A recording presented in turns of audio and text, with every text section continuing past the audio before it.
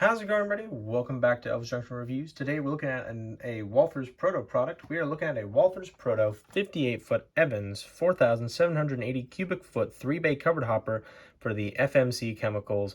But its road name is USLX number 20110. Here it is in its box. I bought this at a model convention, so we're not going to waste any time. And let's just open it out of its box here. All right, and here comes the box, and there it is. We have our exploded diagram back here, as well as a little bit of history of the car, which we will get into after we get it out of the box. I mean, out of its plastic, of course. And here we go. Let's slide that piece off. I have one major downside about this car. It smells heavily of paint chemicals, and I'm not joking. It literally smells like spray paint, and that is not very cool. But anyway, let's get into some history. And now for a little bit of history about this car. Introduced in 1976, the large capacity of the Evans 4780 covered hoppers have made them a favorite for grain shippers and receivers. Many were purchased or leased by various co-ops, railroads, and agriculture producers.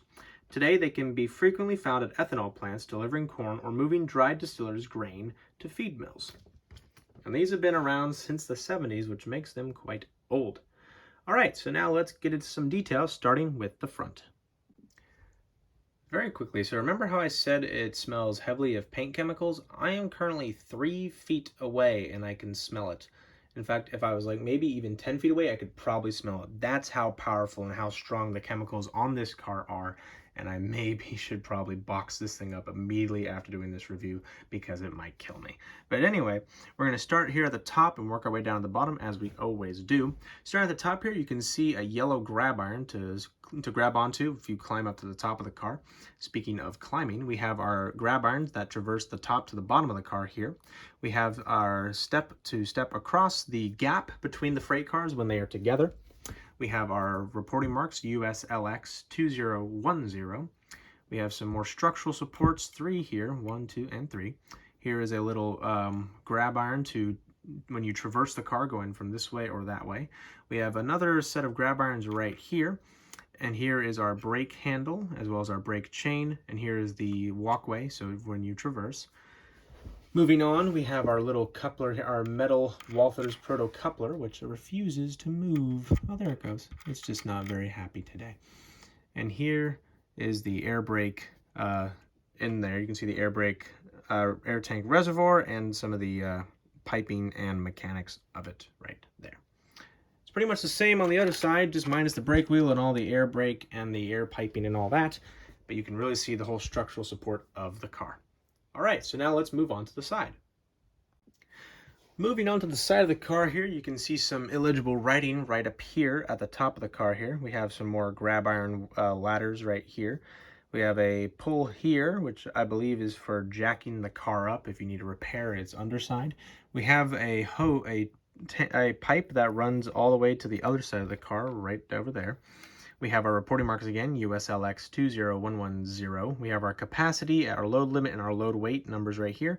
And there is the date of when this was built, new in April of 1978. It has plate C, leased to the FMC Corporation by USLX. And as we move the car along, we have more illegible writing here, as well as the big word caution, open hatch cover before unloading.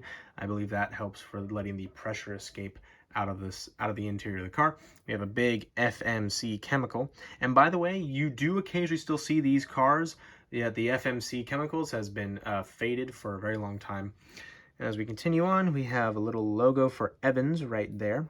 And we have some more warnings and more specs for the car here, as well as another pull here, pull here. That's funny.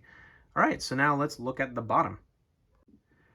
So because this is a WalthersProto product, it has a lot of good detail even on the bottom here. Here is our main chassis of the car here, as well as our gravity-fed outlets. Basically, this hatch slides open that way, this one slides open that way, and this one slides open this way. And the bulk of whatever it is, let's say corn, will come out via gravity out of those 3 chutes into this tank of sorts underneath the rails. All right, so now let's move on to the roof. Looking at the roof of the car here, we have etched plastic walkways, unfortunately, that run the entire length of the car here. And we have 4 hatches here. You can just see them to load grain and other corn products into the car. And you can see those yellow grab irons that I mentioned earlier. There's one there, and there is one there. And there are those walkways, those little stepping walkways for when you need to traverse the cars when they are coupled together. And it's just a very nice car. All right, so let's get into my final thoughts. So overall, I think this car is very good looking. It has great detail. It also has great weight to it, which is very good. I like a well-weighted freight car. Obviously, the only downside was the smell that I was bringing up throughout the video. It smells very strongly of paint chemicals, and I'm not exactly sure why. Perhaps a previous owner did something to it that caused it to be this smell, or they left it in a big pile of spray paint. But anyway, thank you very much for watching. If you enjoyed this video, please hit that like button and also subscribe if you have not. And hit the notification bell to know when I upload. I upload on Mondays and Fridays at 9 a.m. Pacific Standard Time. So definitely tune in on those days and at that time. But anyway, thank you very much for watching, and I'll see you guys in the next video. Bye for now.